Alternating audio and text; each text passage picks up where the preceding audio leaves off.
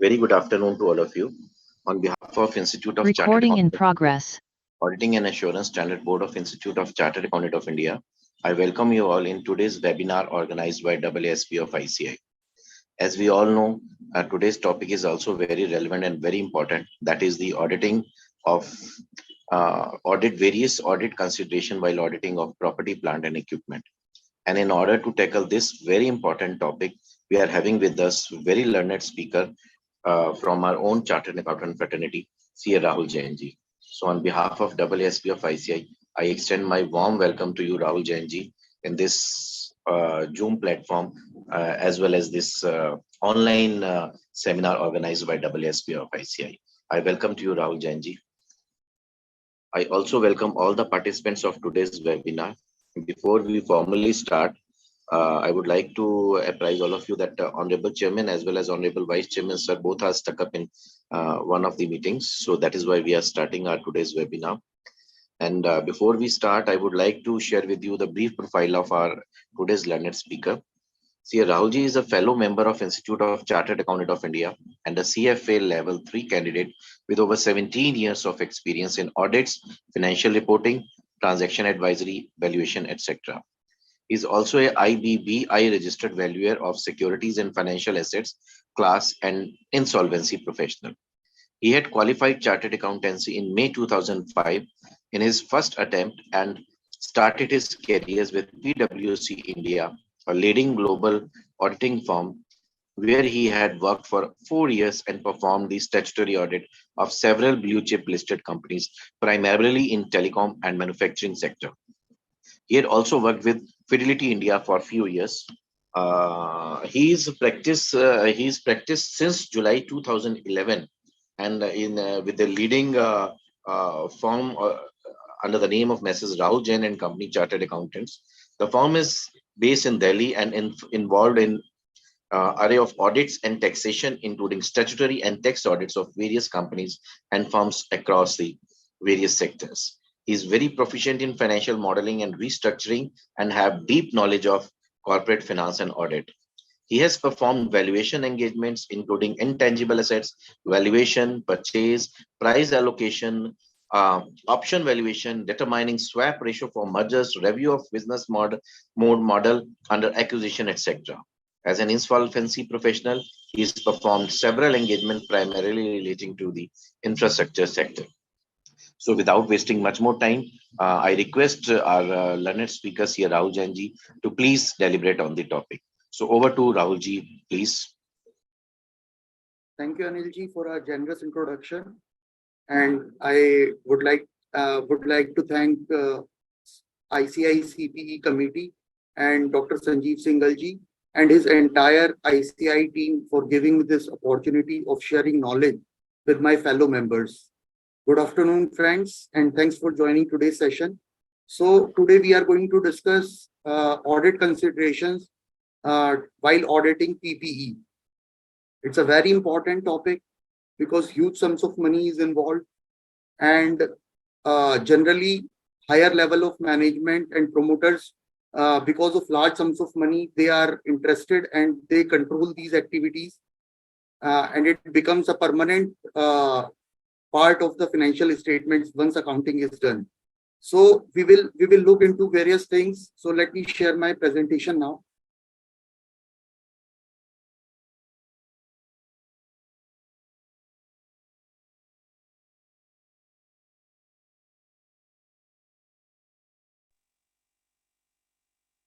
So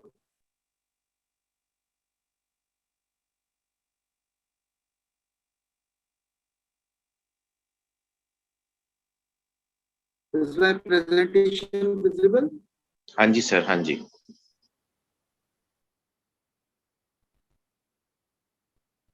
Okay. So what are the today's points of discussion? So we are going to discuss what components of audit report and CARO may be applicable to PPE related procedures. What are the potential red flags with respect to PPE that may call for auditors' skepticism? Auditors' skepticism is a critical assessment of audit evidences with a questioning mind. What audit assertions are applicable to the audit of PPE What substantive audit procedures an auditor may perform to test audit assertions. What are the global accounting scandals that had happened that may be relevant to these audit assertions? Some important points with respect to impairment and revaluation of PPE, what internal control tests and other audit procedures an auditor may perform that helps him to handle the potential red flags during audit with respect to PPE. So to start with, the contents of audit report and CARO that may be applicable to PPE.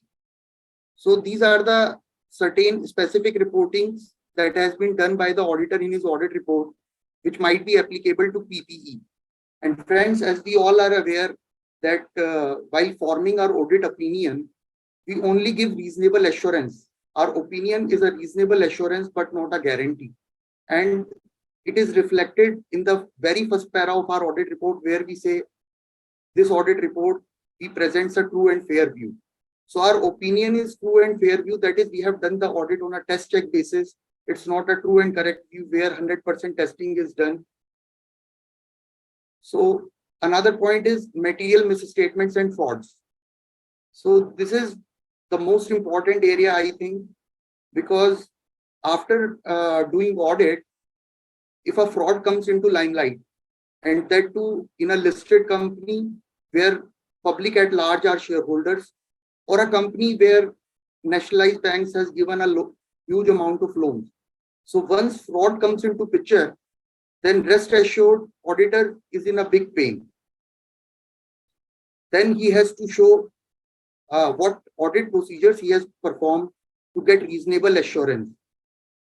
He has to show his audit evidence. He has to show that he has not left a single stone unturned to get a reasonable assurance. Whatever in his capacity he can do, he has done that. Still, the fraud get undetected.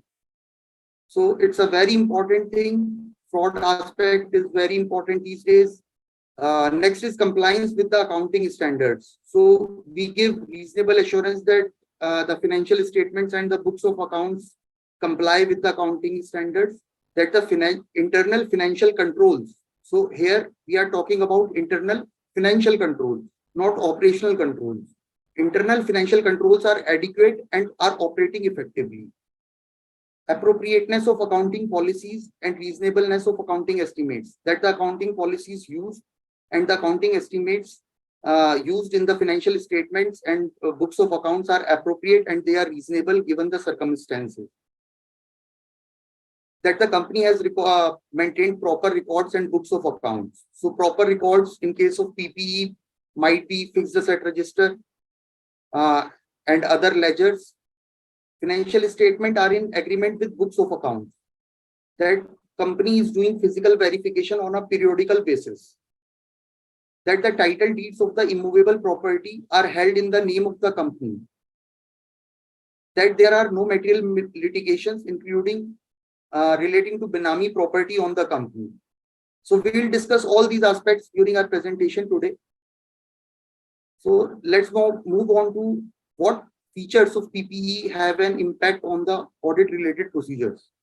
So as we have discussed earlier also, since PPE are high value items, their acquisition is normally more closely controlled. So higher level management and promoters are generally interested and they are controlling themselves.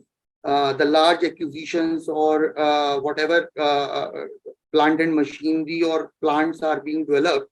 So they themselves have an interest in that and they control it themselves. The control aspect assumes special significance where PPE are self-constructed. So where the plant is getting self-constructed or the machinery or something is getting self-constructed. So again, the control aspect is very important because higher level management and the promoters themselves are controlling those aspects.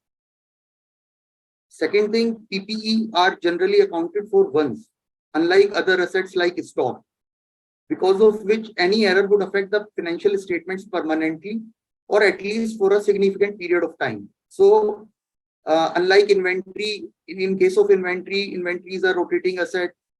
We manufacture inventory and then we sell it. So it keeps on moving. But in case of property, plant and machinery, generally it is acquired with a longer term vision, say 10, 15, 20 years.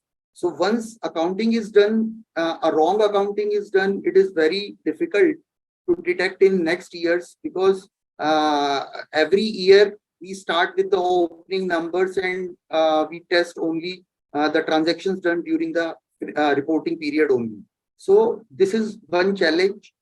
So that's why we need to be very cautious while doing the audit of PPE. And further, in an inflationary situation where cost model is adopted, normally the book values of PPE are considerably lower than their replacement values. So as we all are aware that unlike IFRS, in Ind AS 16, cost model is allowed. So if the company is following cost model, then 5-10 years down the line, it might be the case that the values reflected in the books might not show the true picture, because it might be a case that a land or building acquired for say 1 crore rupees, after 10 years its market value might be say 50 crore rupees, but it is still reflected under cost model at 1 crore rupees. So that's a challenge. So red flags for fraud risks in case of PPE. So these are the potential red flags where auditor needs to apply professional skepticism.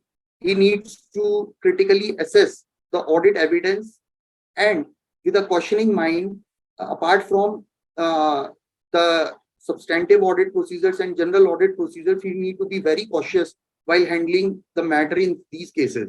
So standards on auditing SA 240 with respect to fraud talks about motive, opportunity and threats. So friends, threat will be there if there is a motive to make fraud, and if opportunity exists of making fraud, then definitely with motive and opportunity, the management will try to make the fraud if they believe that it will go undetected. So that's why these potential red flags, which we're going to discuss, needs to be handled very carefully. So what could be the potential red flags in case of PPE? So any material changes to the business operations, such as acquisition of a new division, sale of a division or part of the undertaking, sale of large part of fixed assets or certain categories of fixed assets, etc., needs to be specifically understood, as these may be potential red flags. So you can see huge amount of money is involved, and wherever huge amount of money is involved, definitely the senior level management and the promoters must be having control. They must be looking after the operations, those operations themselves. So it constitutes a potential red flag where auditor needs to be skeptical. So what he can do, we will discuss in the upcoming slides, but right now we are trying to understand what are the potential red flags. So another very important potential red flag could be there is an obligation to comply with capital budgets as per the debt covenants, share purchase or other agreements. So friends, suppose there is a debt agreement in which one of the covenants says that the company has to implement this capital budget, or say 200-300 crore they has to capital expenditure they have to make in a year. So company is under pressure, management is under pressure. So such covenants gives them the motive that we have talked about. So so they will try to look for the opportunity from where they can, if they are not able to achieve those objectives, those covenants through normal mode, they will definitely try for opportunity, whether capitalizing revenue expenditures or something like that. They will definitely try to do that. So these covenants, these share purchase agreement, where the next round of funding is dependent upon certain net profit numbers or capital budgeting, capital budget expenditures. So auditor needs to be very cautious. Doubtful integrity of management. So if management has a doubtful integrity, then auditor needs to be skeptical. But what about if management has a strong integrity, a perception of a very strong integrity. So, what is your opinion? Does the auditor needs to be skeptical there? So, my dear friends, who could have thought that Mr. Ramalingam Raju, the promoter of Satyam, could conduct a fraud? He had such a strong integrity perception in the market, and whatever he had done, nobody could have think of it. So that perception of the strong integrity might give the opportunity to the management or to the promoter to make a fraud. So in the nutshell, whether the management has a weak integrity or they have a strong integrity perception, the auditor has to perform his duties diligently. He should perform all the audit procedures that he needs to perform, irrespective of the integrity of the management. Another point is weak internal controls. Absence of fixed asset register, physical verification reports, and CARO non-compliances may be potential red flags. So these are very important aspects in case of PPE. If fixed asset register is not there, so it itself shows that how much management is careless about this aspect of accounting. How management is having control over there, over the fixed assets. So this can be a potential red flag. Lack of proactiveness of management in taking steps to resolve internal audit findings or observations. So internal auditor, or there are observations in internal audit reports or in the physical verification report, and management is not taking the steps proactively. So doesn't it raise an alarm? Why management is not taking steps proactively? I mean, they should be very concerned about the observations, so it might be a potential red flag.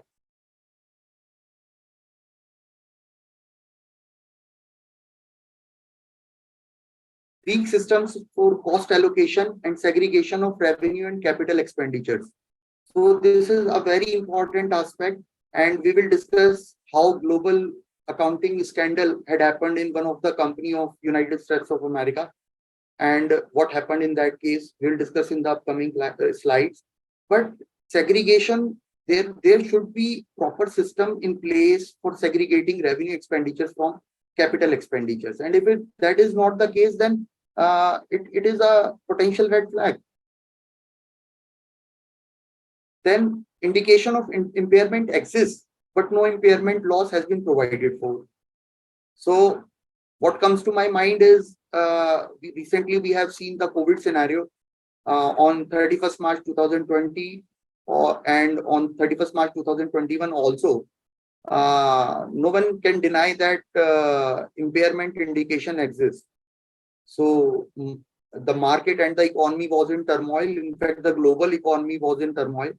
But practically looking, most of the companies have not booked any impairment loss. And there was a reason. You see, the indication doesn't mean that impairment loss or impairment testing has to be done. We have to also consider the fact that whether those indications are temporary phase or a permanent phase. So in March 2020, after the COVID impact, in April 2020, the markets were sinking. But if you see, by August 2020 or September 2020, the markets were booming like anything. So it was a strong indicator that markets were recovering, and it is a temporary phase from which the markets will recover and the businesses will regain their picture, the larger picture. Next is depreciation is charged for assets that are held as investments. So we'll discuss this. Large values of prior period items, transaction reversals, wrong write-offs, obsolescence, missing, donated, scrap, or destroyed. So if these are the cases, then these items needs to be looked into deeply with a cautious mind. Lack of approval process in relation to acquisition or alienation of assets, including board shareholders approval where relevant. So these asset acquisition policy or asset disposal policies, these policies are very important aspect of management in case of a company. So if they are not getting followed and necessary approvals are not taken, so it itself shows that there are very weak controls, internal controls in the company, and it raises a alarm, red flag for potential red flag for a fraud or a material misstatement, if not an intentional fraud. Purchase of an asset at an inflated price, especially from a related party. So related party transaction, irrespective of the fact whether they are in PPE or acquiring raw materials from related parties or selling products to the related party, we as auditor always take them seriously, whether those transactions are happening at arm's length price or not. So we'll discuss what substantive audit procedures and internal control testing we can do to get an overall audit comfort.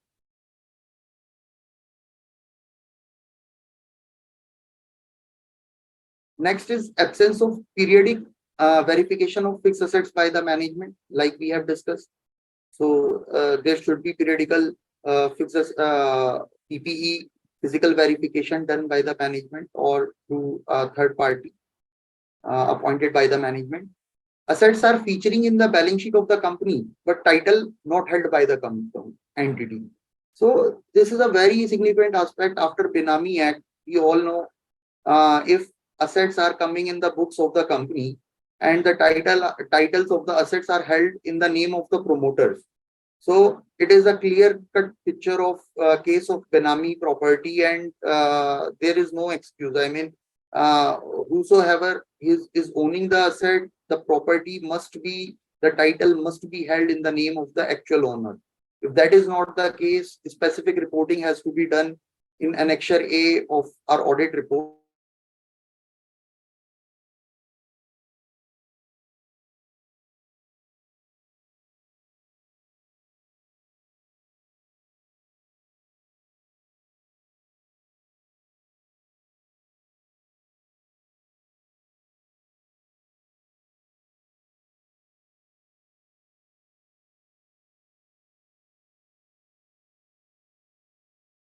Capital work in progress is there, so it raises an alarm. Where, I mean, is the management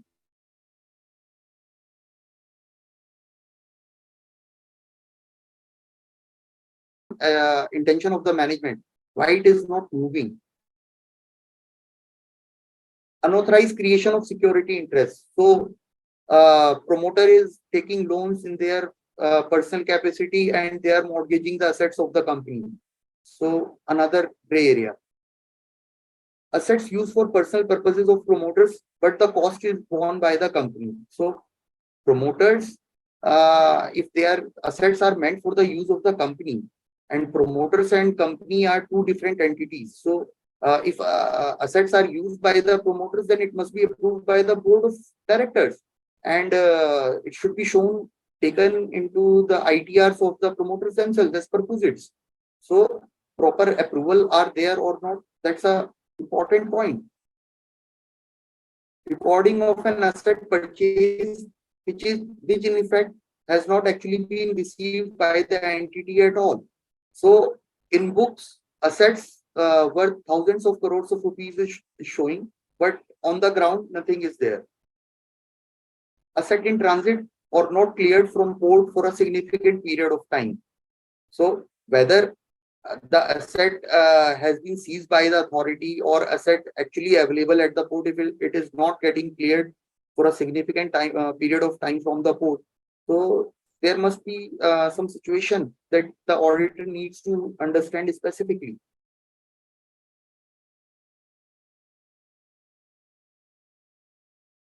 So moving on to our next slide. Definition and recognition of property, plant and equipment as per Ind AS 16. So the accounting is aspect today we are covering from the point of view of Ind AS 16, because accounting standards we all are aware. So let us touch upon the important aspects from Ind AS point of view. So as per Ind AS, PPE refers to such tangible items that are held for use in the production or supply of goods or services, for rentals to other, or for administrative purposes, and are expected to be used during more than one period. So this is how tangible items PPE is defined. Then when can a cost be recognized as PPE? The cost of an item of PPE shall be recognized as an asset if and only if. So see the emphasis. Probable future economic benefits will flow to the entity and cost of item can be measured reliably. So all these 4 points taken together, when we are considering whether an item needs to be capitalized or not, whether it should be expensed off or it should be capitalized, we need to consider all these 4 conditions simultaneously. So coming on to now how to audit and get audit comfort over property, plant and machinery, we reach to audit assertions. So these are 7-8 audit assertions: existence and occurrence, accuracy, completeness, valuation, rights, cutoff, and classification. So friends, we can say that these are 7 or 8 arrows in the quiver of the auditor. And until unless the auditor gets comfort on all these audit assertions, the overall audit comfort cannot be achieved over property, plant and equipment. So we'll understand what these audit assertions are and what substantive audit procedures we can perform, and the comfort needs to be taken through substantive audit procedures and also through internal control testing. So both procedures we need to follow to get an overall audit comfort on all these audit assertions. So the first one is existence of PPE. So what is this audit assertion? So objective of audit existence audit assertion is to ensure that the asset actually exists. So like we had discussed that there are thousands of crores of assets in the books of the company, in the financial statements, but on ground nothing is there. So that can be a case. Somebody has sold off the assets or they have not physically arrived actually.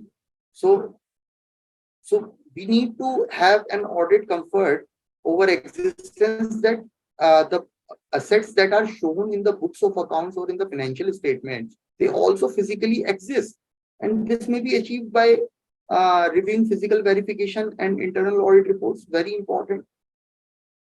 Conducting plants and site visits. This is a very important aspect.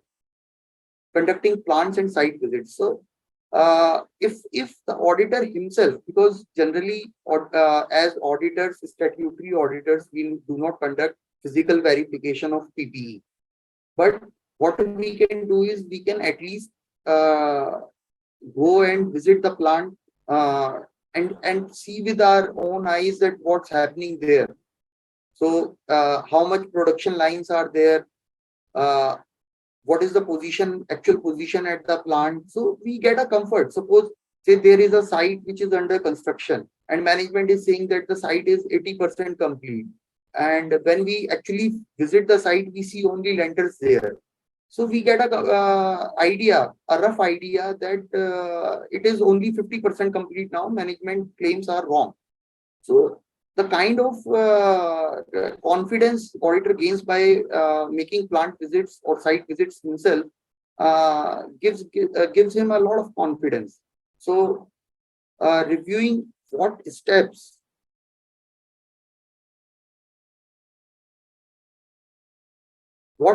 management has taken in response to internal auditors and physical verification observations. Again, that we have discussed in potential red flags also.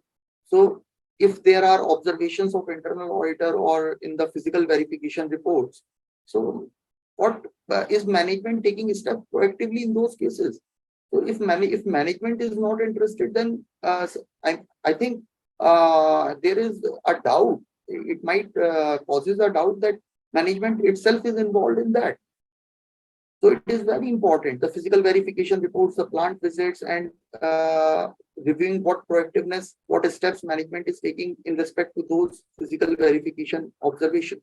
And very interesting, I would like to discuss on this audit assertion of existence, although not directly related with the PPE aspect, but it is related to the existence audit assertion. The Satyam accounting scandal 2009, Mr. Ramalingam Raju. And what happened in this case was the FDs were booked online by the management. So, and FD receipts were downloaded and shown to the auditor. However, those FDs were already broken online by the management and they do not exist on the balance sheet date. So FDs were created, the FD receipts were downloaded online, and then FDs are broken online, and the FD receipts earlier downloaded were shown to the auditor at the time of audit. And this was repeatedly done several times to inflate the value of FDs on the balance sheet date. And I remember in May 2005, after clearing qualifying CA, I joined PwC, and my first assignment was Airtel Delhi Circle. And being the junior most member of the team, I was given the task of auditing cash and bank. And while auditing, the audit procedures we follow is third party confirmation. We send letters to the banks for confirming bank balances. But for FDs, we are just checking through physical FD receipts. So I went on to my manager and I asked him, sir, we are taking balance confirmations for bank balances, but what about the FD balances? FDs can be created online today and they can be broken also. So being a junior most member, less experienced, he might not have taken it that seriously that point of time. But when Satyam scandal happens, I was shocked. I mean, the same methodology they have used. And in fact, the thing is, friends, while audit, we need to remember the rotation policy also comes into this reason.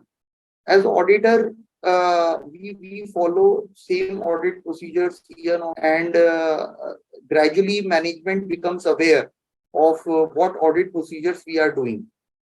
And then management tries to devise ways so that the fraud gets undetected through those audit procedures. So surprise audit element is a very important aspect. So for instance, like we have discussed conducting plant and site visits. So why can't we do it surprisingly? I mean, we can call the management and say that, sir, we are going there for some work, going to that place for some work, and we would like to visit the plant day after tomorrow. So if management has nothing to hide, I don't think they have a problem. But if might be a case that labor strike is going on or something like that, or management wants to hide something, so they will try to delay the plant visit. So surprise audit element is a very important aspect.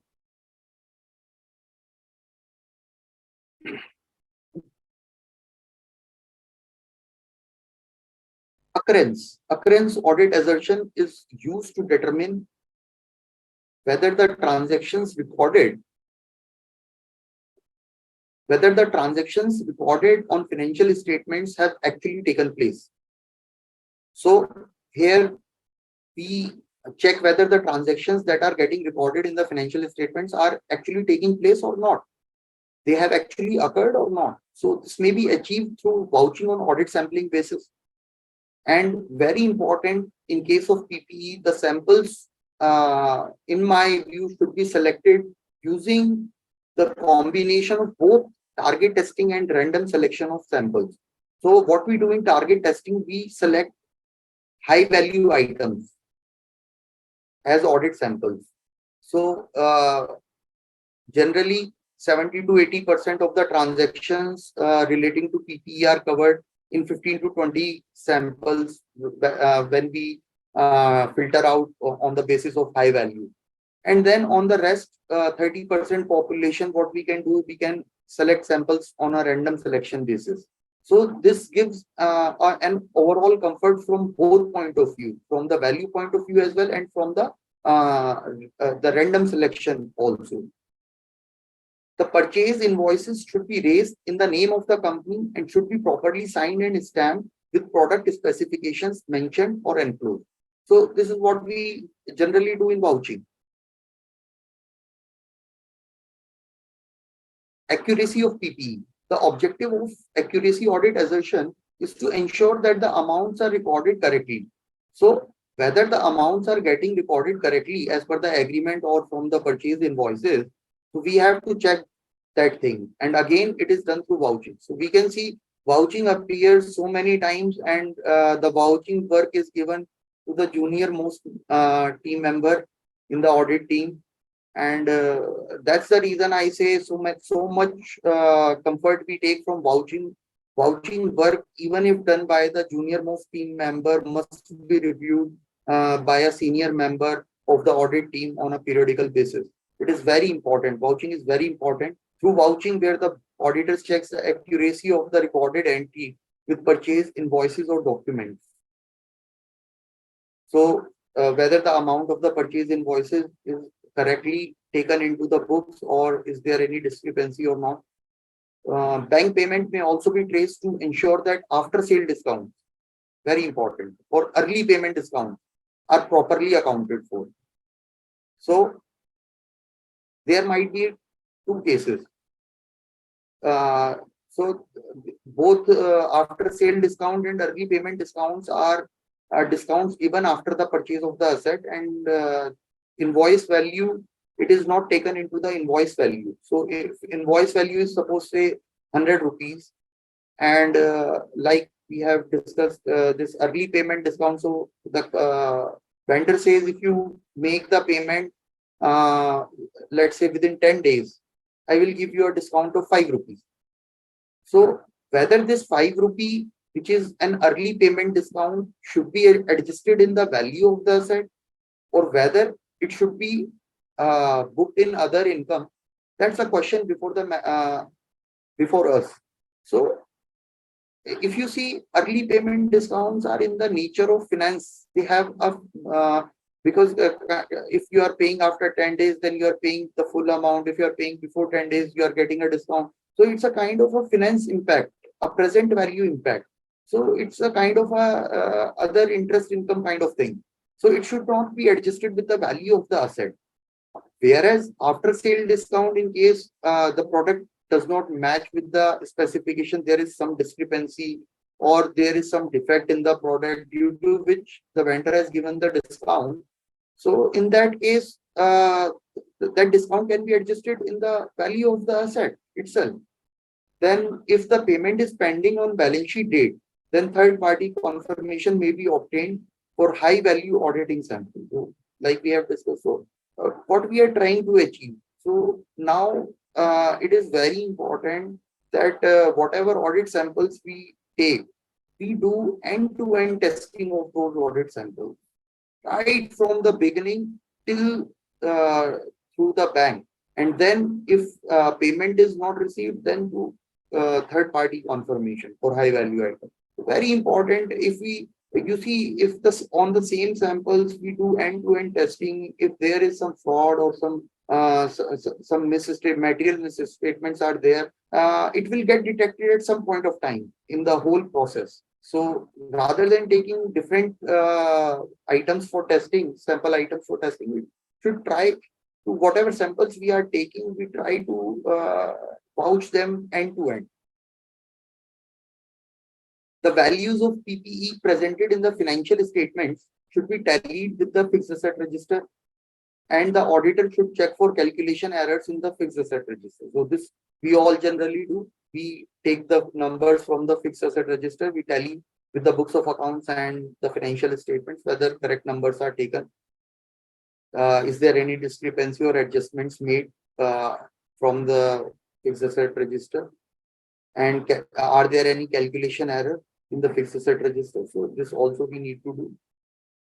The opening balances of the existing PPE may be verified from the records, such as schedule of PPE ledger or register balances. So opening balances again very important. There might be a case in the opening balances number itself. In FAR, some adjustment has been made by the management. So whatever numbers we are taking in opening balances in financial statement or books of accounts, so we need to correlate among each other. So from the previous year numbers, last year audited numbers also, from the fixed asset register also. So we need to take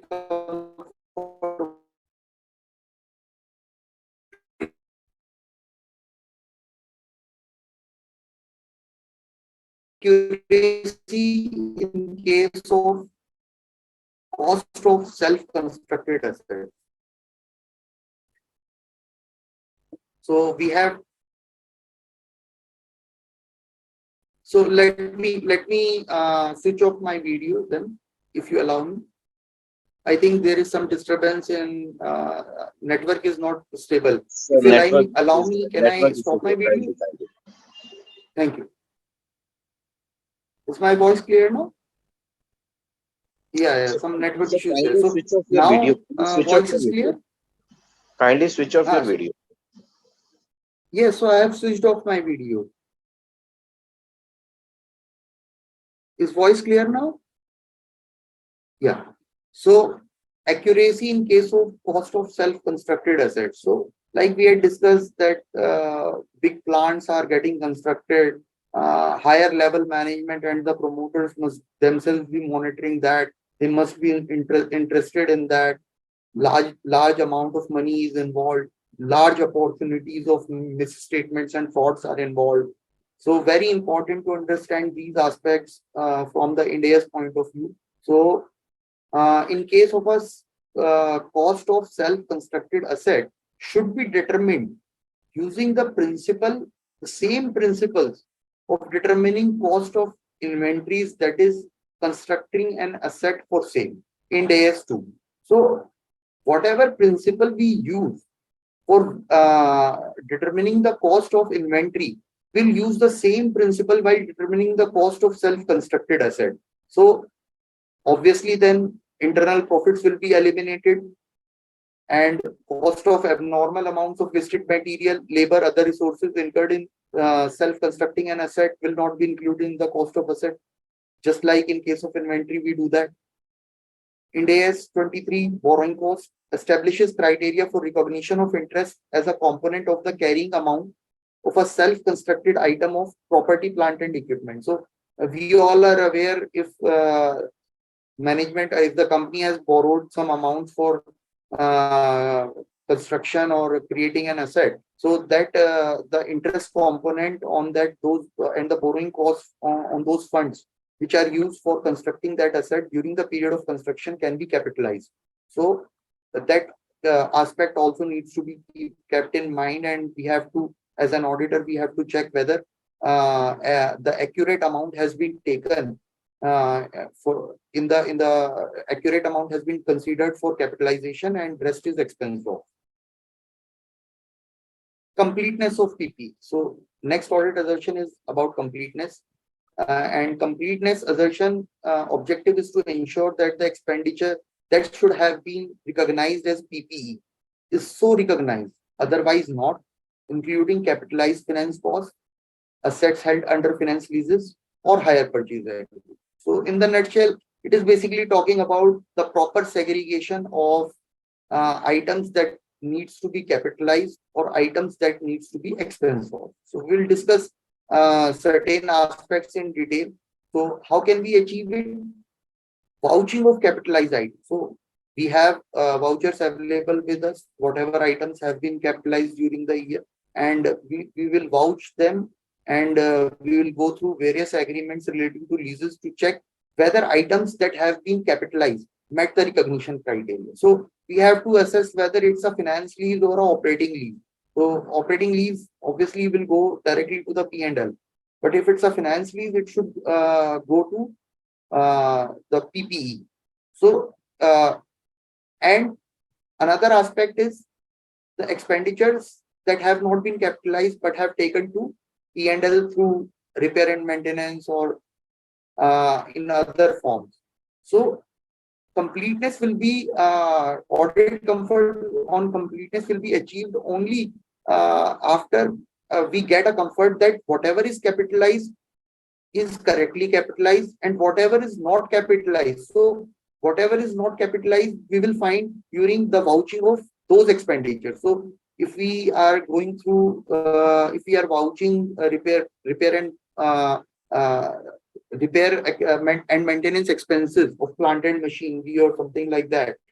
So while vouching them, we have to see whether these expenses actually do not meet the recognition criteria. That's why they are expensive, or should they have been capitalized? So we have to look from both the angles to get overall audit comfort. Subsequent cost capitalization. So initially we purchased an asset or we constructed an asset, we make a initial recognition, and then the real game starts. So we'll discuss one global accounting scandal also with respect to this. So there will be day-to-day repair and maintenance expenses or day-to-day expenses, and there will be certain items that needs to be capitalized uh, subsequently after initial recognition of the PPE. So replacement of parts of some items of property, plant and equipment required at regular intervals. For example, a furnace may require relining after a specified number of hours of use, or aircraft interiors such as seats and galleys may require replacement several times during the lifetime of airframe. So you see, we have discussed the definition and the recognition criteria, the 4 points that we had discussed in earlier slide. So more than a reporting period, they are if the recognition criteria are met and they are necessary for keeping the plant running or the item of the PPE running. So they should be capitalized. Like just we have discussed some examples like furnace and aircraft interiors. If they are getting changed more than one reporting period, after more than one reporting period, they should be capitalized. Items of PPE may also be acquired to make a less frequently recurring replacement, such as replacing the interior walls of a building annually. So generally, interior walls of a building, interior work generally management do in 3 to 5 years. But if management insists and they give us on MRL, and we have seen the history in the past that management is doing the interior work, they are changing the interior of the office and the plant or whatever every year on an annual basis. So it does not meet the recognition criteria for capitalization, then it can be expensed off also. So see, in India gives a lot of opportunity in most of the situations, uh, uh, which is based on management discretion and judgment, and auditor has to apply reasonability test. It depends on auditor's judgment also.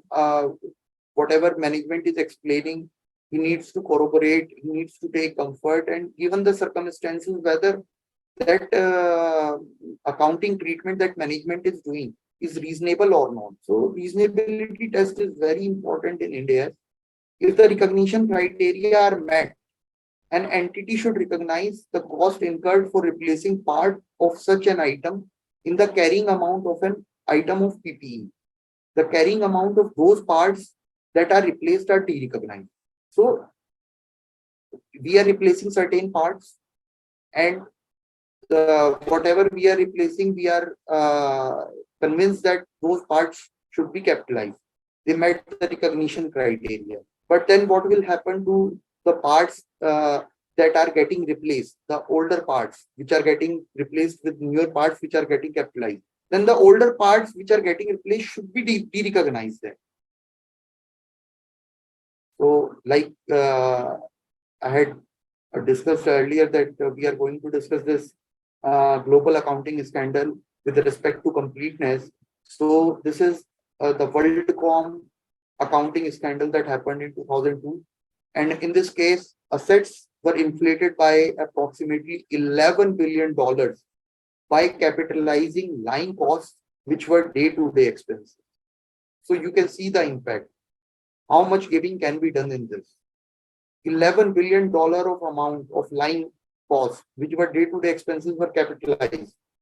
And it comes out as a global accounting standard. So very important aspect from the internal control point of view also, and from substantive audit procedures also. So another aspect of subsequent cost capitalization, important aspect, is cost of major inspections required for people. So suppose say there is an aircraft, and the airport authority says that if you want to keep the aircraft running or want to keep it operative, you have to mandatorily do an inspection every 2-3 years. That is a kind of condition for keeping the aircraft operational. So even if there is no item which is getting replaced, the major cost of the major inspection cost, the inspection cost can also be recognized in the carrying amount of the item of PPE, like we have discussed in case of aircraft, if the recognition criteria are satisfied, obviously. So any remaining carrying amount of the cost of previous inspection, like we had discussed earlier also, the previous inspection amount that had been capitalized is to be de-recognized.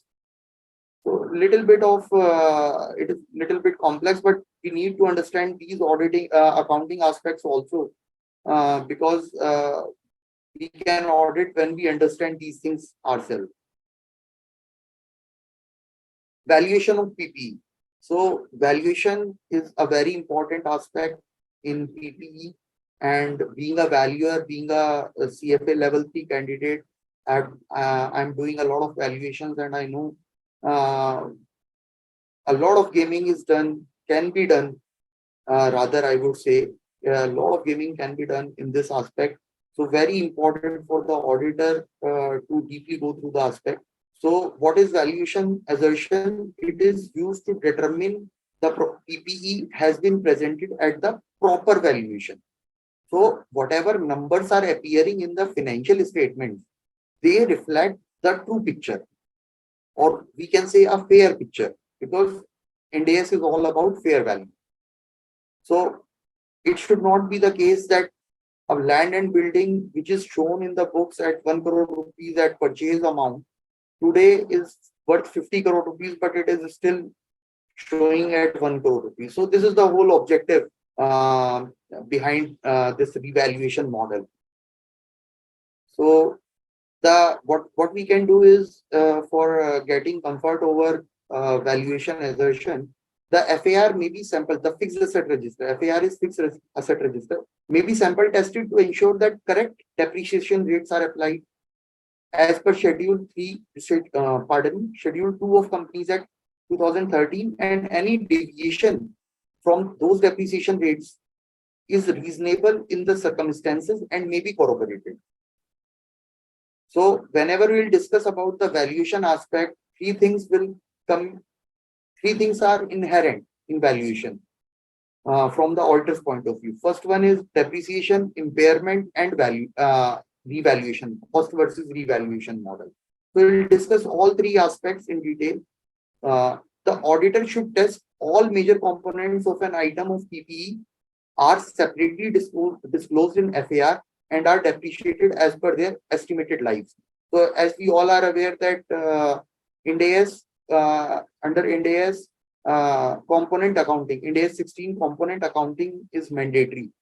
It is not discretionary, it is mandatory. So we'll discuss the component accounting aspect in detail. So they are separately disclosed in FAR and are depreciated as per their individual estimated life. So it might be a case there is a production line consisting of 5 different machineries, and those 5 different machineries might have their significant cost themselves, and they might have a different estimated life.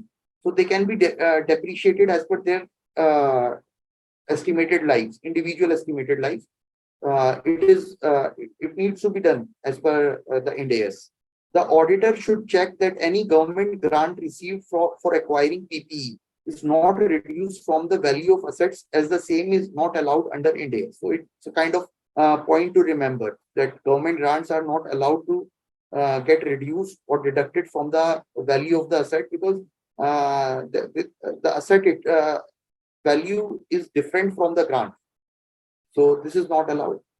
Expert valuation reports may be obtained for determining fair value of PPE wherever required as per the standard. The expert report should be reviewed by the auditor to ensure that the assumptions and estimates used in the report are reasonable and not arbitrary. So, property, plant, and equipment, suppose revaluation model is followed, or suppose impairment testing is being done. So, we take expert reports who value the machinery based on their usage, based on the revenues they can generate, production capacity, etc., etc. So do not rely upon the expert reports as such. They are expert valuers, but do not rely as an auditor. It's your duty to go through at least through the assumptions and estimates that have been used in the report. So it might be a case when we are saying that the machinery life is usually 15 years. The valuer is taking the life as 50 years. From 15 years to 50 years, you can see the difference. So a lot of gaming is can be done in this thing, fair value aspect. So we need to be little cautious that the whatever reports they are showing to us, the estimates and the assumptions used in those reports are not arbitrary. For example, the growth rate or the cost of equity, all those the discounting factors, what they are taking. So we need to evaluate whether they are reasonable and not arbitrary.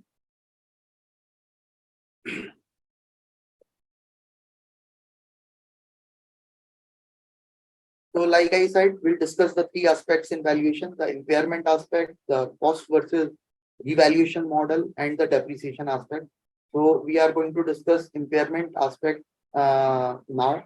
And impairment is covered under Ind AS 36. And the objective of this Ind AS 36 standard is to ensure that the assets, very important line, assets are carried at not more than their recoverable amount.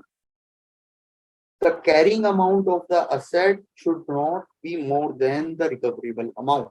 This is what the objective of the standard is. If carrying amount is more than the recoverable amount, the asset is described as impaired, and the standard requires the entity to recognize an impairment loss.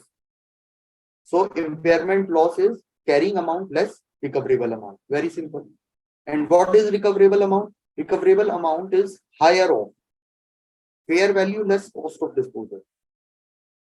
And what is fair value? Fair value is the market value at which transactions are happening on those assets between willing buyer and a willing seller. So this is generally how fair value is defined. So if data is available, fair value can be obtained. And value in use. A value in use, as we all know about present value of cash flow of cash generating unit. So higher of both of them, so will be the recoverable amount. And if the carrying amount is greater than that recoverable amount, impairment loss needs to be recognized. And as we all are aware that there are impairment indications. If those indications exist on the balance sheet date, very important. If those indications exist on the balance sheet date, then only we need to make impairment testing. Otherwise, not. So it is a very judgmental aspect. Whether impairment testing is to be done itself is a judgmental aspect, even if indications are there, because management can explain to the auditor why. Like I had discussed the example of COVID. So management, in most of the cases, they had it was taken as emphasis of matter in the audit report by the auditors. In their audit reports, they have taken it under emphasis of matter, and management has explained that this is a temporary phase and we will recover from it very soon. So what are these are some of the important indications that are listed in Ind AS. Adverse effect due to change in technological, economic, market, or legal environment that might impact the cash generating capacity of the unit, that is value in use. So there can be technological advancement, like I can say let's take the example of 2G, 3G. So when I was auditing Airtel, so spectrum licenses were sold. So the Airtel has a 2G spectrum license with them, and then 3G technology came at that point of time in 2007-8. And that 2G license fees that is capitalized in the books, we had taken an impairment loss on that because technological advancement happened, and the value imbibed in that license fee got impaired. It is no more expected to create that much revenue that it was expected to create earlier. So economic, like we have discussed, COVID scenario, legal environment might be there when, let's say, you are buying a raw material which is essential part of your final product, and then the government has banned that raw material in the country. So these might be the cases. Share price is significantly less than book value consistent. Very important aspect, very interesting also. So like we can take the example of Reliance Infra. So if we look at some of the PB ratio, price to book ratio of some of the listed companies, they are coming at 0.25, 0.3, 0.35, something like that.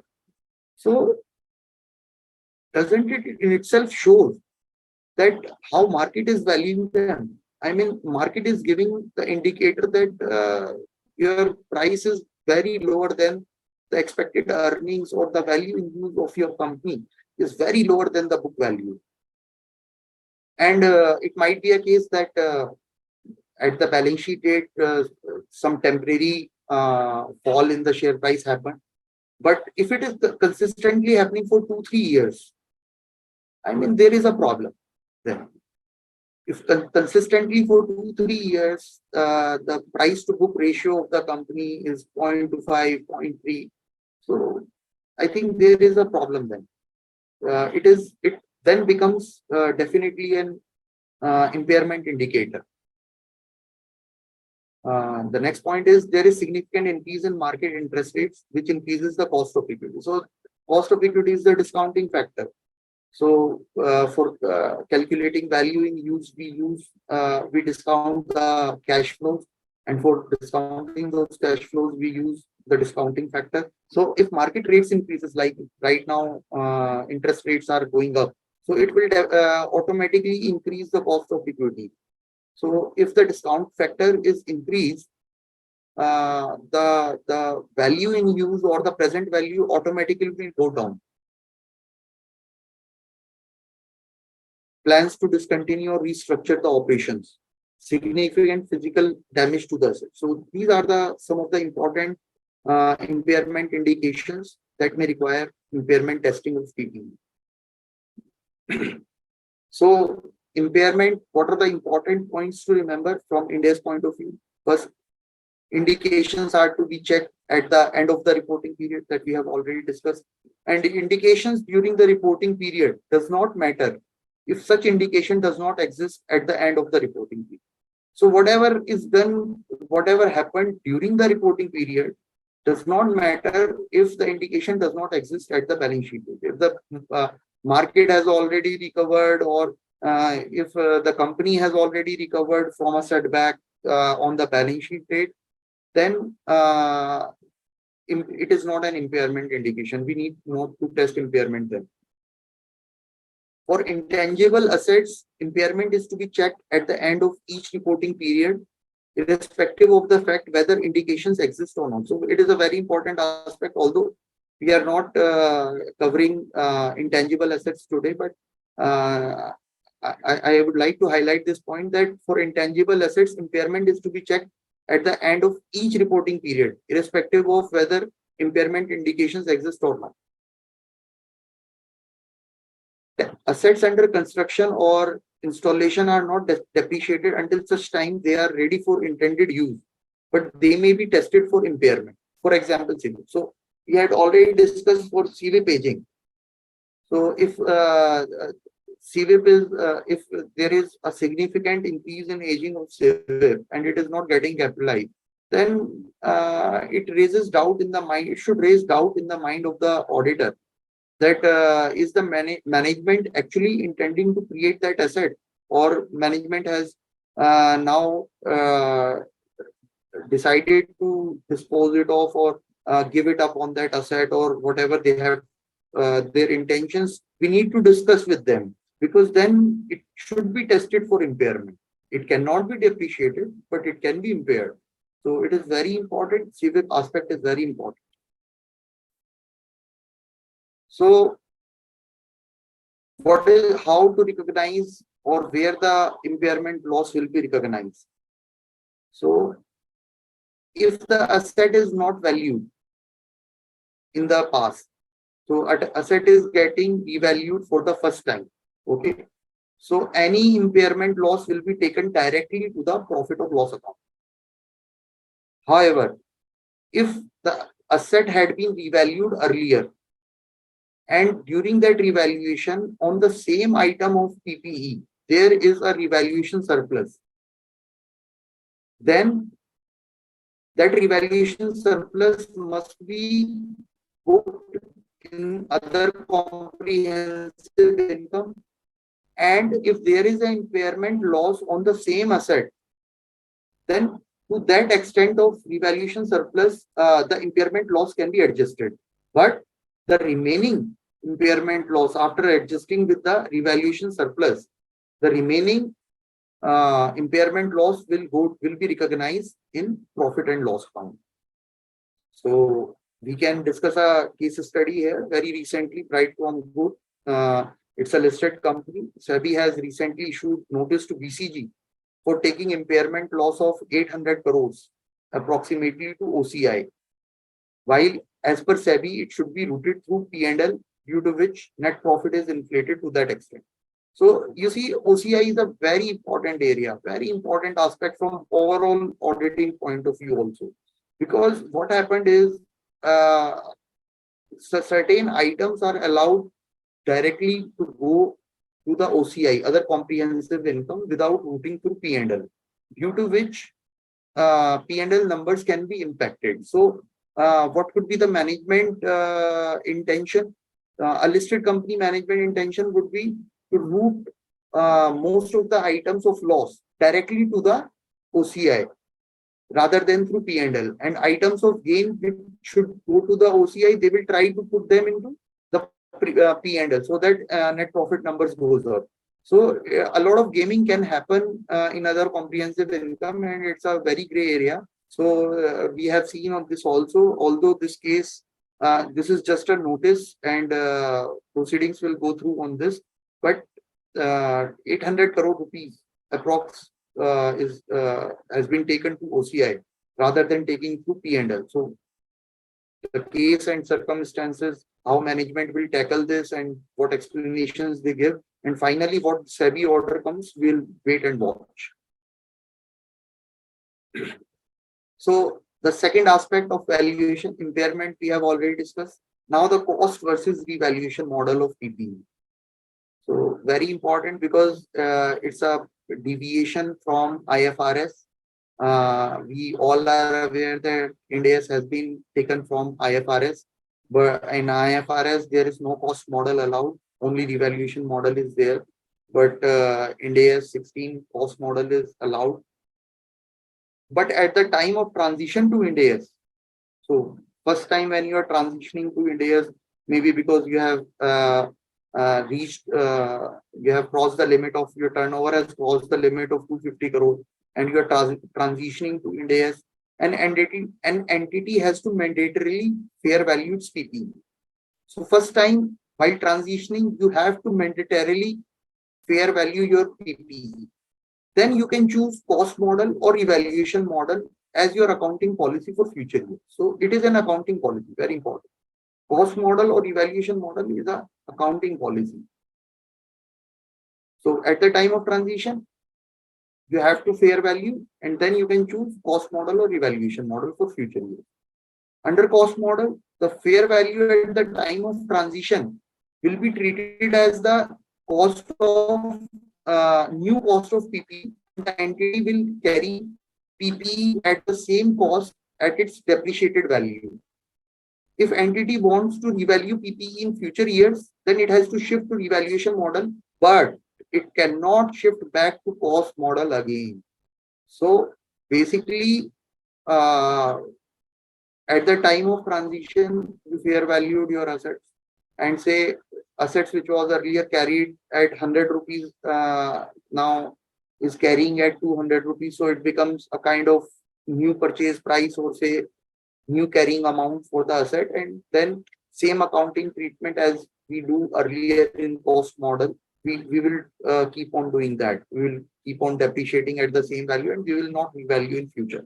But if we decided after a few years that we want to revalue our assets, then we have to shift to revaluation model, but we cannot shift back to cost model again. Although this is not explicitly written in the Ind AS. Ind AS says that strong reasoning has to be given if you want to change the accounting policy from revaluation model to cost model.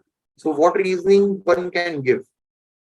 So fair value books should reveal the true picture, the fair picture. So revaluation model shows the fair value. So if you are going to fair revaluation model, what reason a management can give to going back to the cost model? There can't be any reason. Under revaluation model, the PPE is required to be revalued at regular intervals. Practically speaking, PPE is generally revalued once in every 3 years. For revaluation model, an entity cannot shift to cost model. So this we have already discussed. From revaluation model, you cannot go to cost model, and revaluation model PPE is to be required to be revalued at regular intervals, and generally, practically PPE is revalued every 3 years. So once in a 3 years, generally companies are following this policy. So just like impairment loss, same accounting treatment for revaluation loss. If the asset has not been revalued earlier and there is a revaluation loss, then it will be recognized in profit and loss account.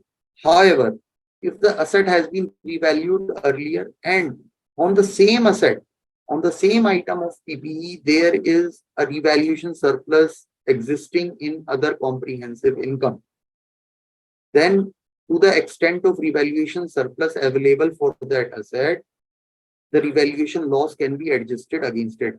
But the remaining revaluation loss will go directly to the profit and loss account. But what will happen to revaluation gain? So interestingly, revaluation gain has an opposite accounting treatment. So if the asset has not been revalued earlier, it is getting revalued for the first time, and there is a revaluation gain. So it will go to OCI, other comprehensive income, not to P&L. So revaluation gain for the first time will go to other comprehensive income, not to the profit and loss account. However, now what happened is if there is a revaluation loss that has been booked earlier in profit and loss account on the same asset, then to the extent of such loss that has been booked, the revaluation gain can be adjusted, and the remaining gain will go to other comprehensive income. So you can see very exactly opposite accounting treatment as compared to revaluation loss. So as we have discussed earlier, component accounting is mandatory under Ind AS 16. And what what auditor should do, auditor should check that each part of an item of PPE having a significant, which is significant in relation to total cost of the item, should be separately disclosed in FAR and is depreciated separately as per their estimated lives. So whatever items which are having significant lives or significant value in relation to the total value of the asset, so those components should be shown as a separate line item in the fixed asset register. Like we have taken the example of this production line, a production line having 5 machineries. A production line consists of 5 machineries, and 5 machineries will be shown as 5 different line items in the FAR, and they will be depreciated as per their individual estimated lives. For example, another example could be airframe and the engines of the aircraft, furnace and boilers. So, airframe could have a different life, and the engine of the aircraft could have a different life. So, they needs to be depreciated separately. Similarly, furnace and boilers may be a part of the same production line, but due to their different estimated lives, they need to be depreciated separately. However, all parts of an item having same useful life and depreciation method may be grouped together in determining the depreciation. So, if out of 5 machineries, 2 machineries have same expected life and the same depreciation rate, so they can be for calculating depreciation, those 2 machineries can be grouped together in the FAR.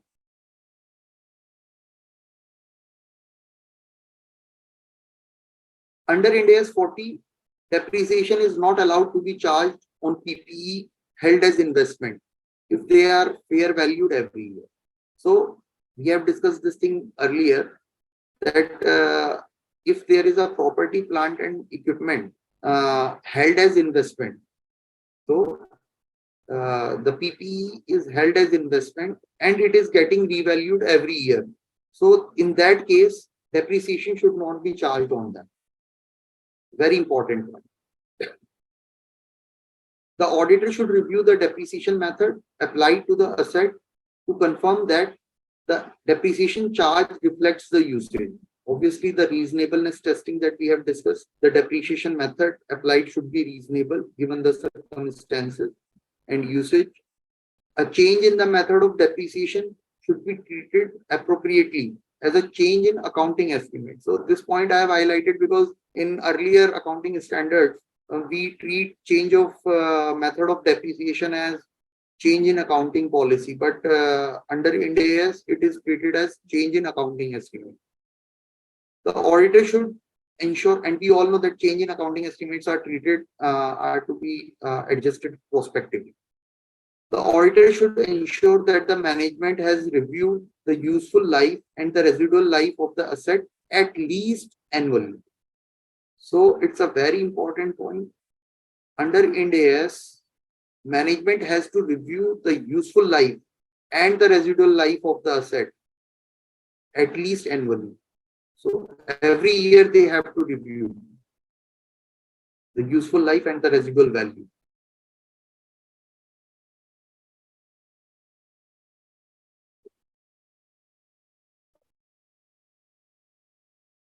So the next assertion is rights. The objective of this assertion is to ensure that the company has the ownership or other substantial rights with respect to property, plant and equipment as required under accounting standards for capitalization. So company must have the ownership, like we have discussed that if there are immovable properties or there are other assets, so the title deeds or the invoices should be in the name of the company, not in the name of other party. And again, we can see vouching appears. So for testing rights assertion, it can be achieved through vouching, where the auditor looks at specific transactions to ensure that the invoice should be in the name of the company, and if not, then there should be some corroborative evidence such an agreement which gives company sufficient rights as required for capitalization under accounting standard. So an example in this case could be finance lease. So the ownership is in the name of some other person, but since the under finance lease, the rights, the substantial rights are given to the company itself, so it is allowed to get capitalized in the books of the company. The objective classification. So this is the last audit assertion, classification. The objective of this assertion is to determine the correctness and appropriateness of classification of property, plant and equipment under various asset classes. So under classification, the objective is to determine correctness and appropriateness within the property, plant and equipment.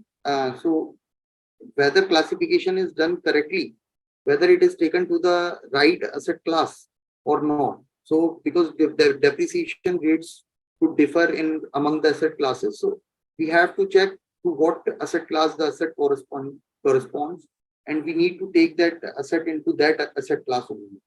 So this may be achieved through vouching, where auditor ensures, again vouching comes, where auditor ensures that the asset should be capitalized under correct asset class and are properly presented in the financial statement. This we have already discussed. The auditor may ensure that the financial statements include all necessary information and related disclosures with respect to property, plant, and equipment in an easy to understand manner. So the B point is very important because, pardon me, B point is very important because the one of the utmost objective of audit is to provide financial statements to the users of financial statements in such a manner that they are easy to understand and they can take decisions based on those financial statements. So the auditor needs to ensure under classification that all necessary information and related disclosures with respect to PPE are given in the financial statements through notes to accounts, through accounting policy disclosures, or in the balance sheet itself, schedules, anywhere it should be given appropriately. It should be given as required, as per the standards. All information is given in an easy to understand manner. So pardon me. So this one is the last audit assertion, cutoff, and very important audit assertion. Cutoff assertion is used to determine whether the transactions recorded have been recorded in the appropriate accounting period. So the objective of the cutoff assertion is that the transactions that are accounted for, they are accounted for in the appropriate accounting period.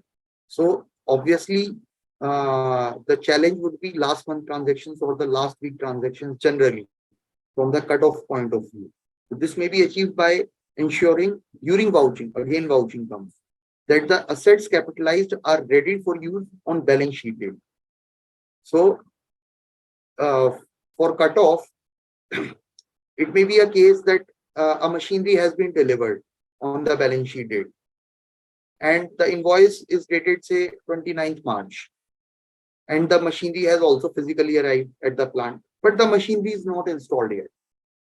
So machinery is not ready for use as on the balance sheet date. So should it be capitalized? It should not be capitalized. It should be capitalized in the financial year in which it will get installed and becomes ready to use. So this is what we need to do in the cutoff assertion. High value last month transactions during the audit period may be specifically checked. So like we have discussed, high value last month transactions, they are the key aspects. If a machinery has been purchased and invoice with respect to the same is shown, but the installation is pending, then it should be reflected in civil. So the case we have discussed that machinery has arrived, the invoice is dated 29th March. So where we can park that till the time it gets installed and it becomes ready to use. We can park it in civil. Similarly, amount capitalized from civil during the audit period may be tested to ensure that it is capitalized on the date when it becomes ready to use. So if we are moving the items out of civil and they are getting capitalized now, and so they will start depreciating from that date. So in cutoff, we ensure that whatever items we are taking out of the civil, they are taking out on the right date when the recognition criteria is met. They are ready for use and all the recognition criteria are met. So during the initial presentation time, we discussed certain potential red flags with respect to fraud risk of PPE. And now we are discussing, apart from the audit assertions, the substantive audit procedures and the internal control testing procedures that we have discussed so far. Apart from that, what we can do to mitigate fraud risk with respect to property, plant, and equipment. So the first one is check the adequateness of internal controls placed by the management and their effective implementation to mitigate fraud risk. So apart from substantive audit procedures, as I've told you earlier as well, so those audit assertions we need to take comfort, these 7 to 8 audit assertions that we had discussed. The audit comfort is taken through both through substantive audit procedures and through internal control testing as well. So if internal controls work as filters, so if internal controls are strong, there is a very less chance of a material misstatement or a fraud getting undetected. So if there are internal controls are strong, then it gives the confidence to the auditor that the things are working properly. So review asset purchase and disposal policy of the company. The auditor may review the board minutes wherever the policy requires board approval. So we have already discussed that there are asset purchase and disposal policy in a company. So in certain cases, if a large amount of fixed assets are sold or they are getting obsolete and they are scrapped, so board approval is required. So it is itself a kind of an internal financial control where senior management approval is required before disposing of or acquiring big assets. So the auditor should go through the disposal and the asset purchase policy very deeply, and it should test whether on the sample items that it is testing, it should check whether the policy is properly followed or not. First, the auditor needs to evaluate whether the policy is appropriate or not, and then whether it is implemented properly. Both things he needs to check. Check whether tender or quotations have been obtained by the management for high value assets to ensure that assets have been purchased at arm's length. So related party transactions we have already discussed. So what's happening is at whatever price management wants, it is purchasing the assets, it is selling the assets. There are no tenders, no quotations issued. So you see, company is a policy driven entity. It's a artificial legal entity. It is policy driven. So how management is ensuring that it is working in the best interest of the shareholders? We issue our audit report referring to the shareholders of the company. So the management has to ensure that they are issuing tenders or asking for quotations in the open market so that the company do not lose. Be it purchasing at a very high value, inflated price, or be it selling at an undervalued price. So both things the management needs to ensure. So we need to check whether they are following this tendering or quotation methodology for acquiring or selling of the items. Review the internal audit and physical verification reports of the company and check what steps management has taken for internal auditors' observation and follow. This we have already discussed. Perform surprise audit procedures, for example, visiting plant at short notice. So we have discussed this during existence audit assertion that an auditor can perform, should perform rather, I would say, surprise audit procedures because management becomes used to and management gets aware of the audit procedures year on year. The same audit procedures are being followed. So management will try to devise ways to make a fraud so that within those audit procedures, the fraud gets undetected. So it is very important that surprise, some element of surprise is added to the audit procedures every year. So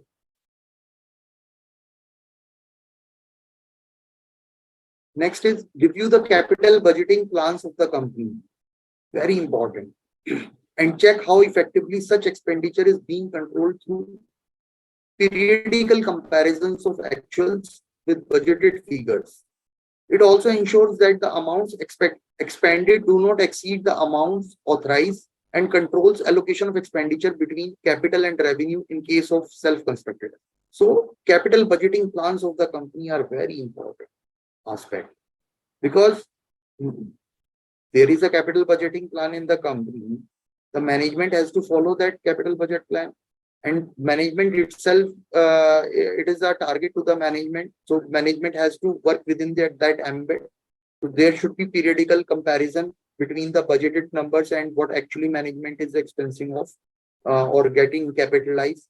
So these periodical comparisons are very important. So we can compare, because if capital budget plan is there, we can compare what management is actually actual numbers is showing. Um, what management is claiming that it has been actually done, does they correlate with the budgeted figures? So it, to a large extent, it gives some amount of comfort.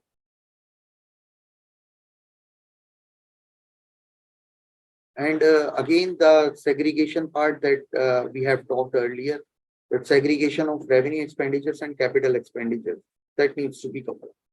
Check whether systems are capable of providing reliable information for calculating and allocating depreciation, recording disposals or retirements, preparing tax returns, establishing the amounts of insurance coverage, filing insurance claims, controlling repairs and maintenance charges or expenses incurred for inspection to assess the condition of the asset, replacement cost of specific parts, useful life of asset or specific parts, example, specified numbers of hours of use or etc.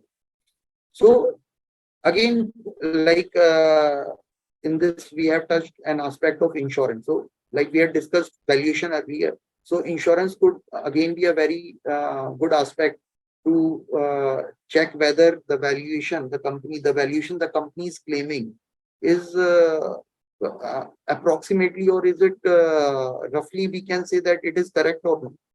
Because company is getting the machinery or PPE insured. So when it is getting the insurance done, so the valuer of the insurance company is a third party unbiased valuer.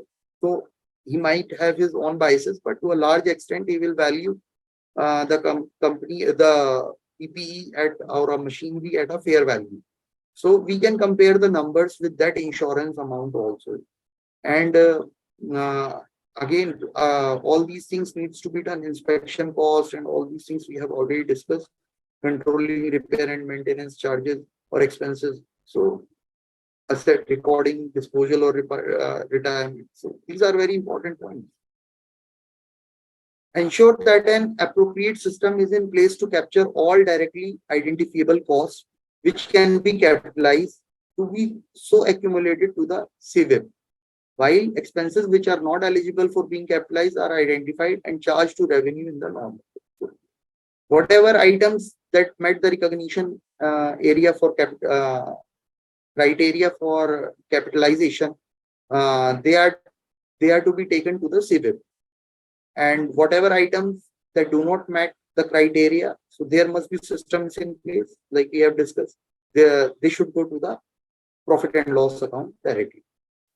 Reconcile the movement of capital work in progress from opening to closing, specifically verifying additions during the year, capital assets completed during the years, and impairment of any opening capital work in progress items. The closing work in progress value should be bifurcated asset class wise or project wise, so that reconciliation of the CWIP is made easier and more logical.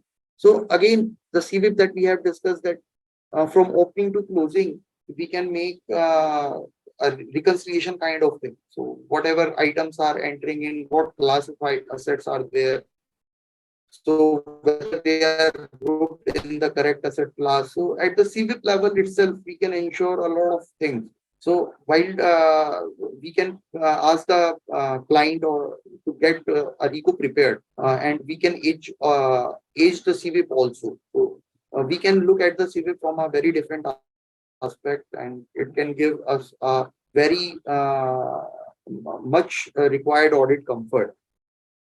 So that is all, my friends, from my side. Is there anyone from ICI side?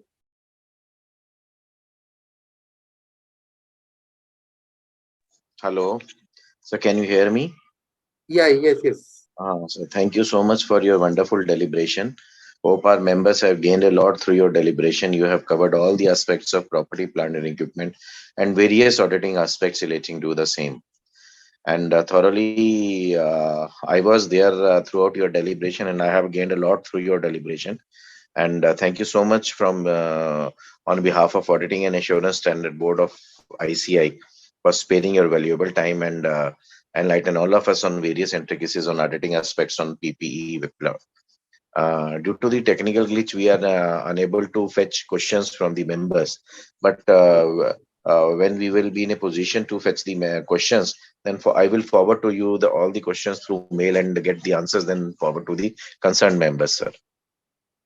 Sure, definitely that we Fine, sir. can do. Fine, sir. So fine, sir. So once again, thank you so much for your sparing your valuable time and enlighten all of us on various aspects of auditing on property, plant, and equipment. Thank you so much, sir. Thank you so much for wonderful So, deliberation. Thank you so much, so, sir. Mr. Anilalji, I just have one request. If we provide a feedback platform to our members, so I would request every member to provide his valuable feedback to me as well, Please, so sir. that I Please. can Yes. improvise. Yes. Yeah. Yes. Yes. Yes. Okay. Thank you so much, sir. Thank you. Thank you. Thank you, sir. Thank you.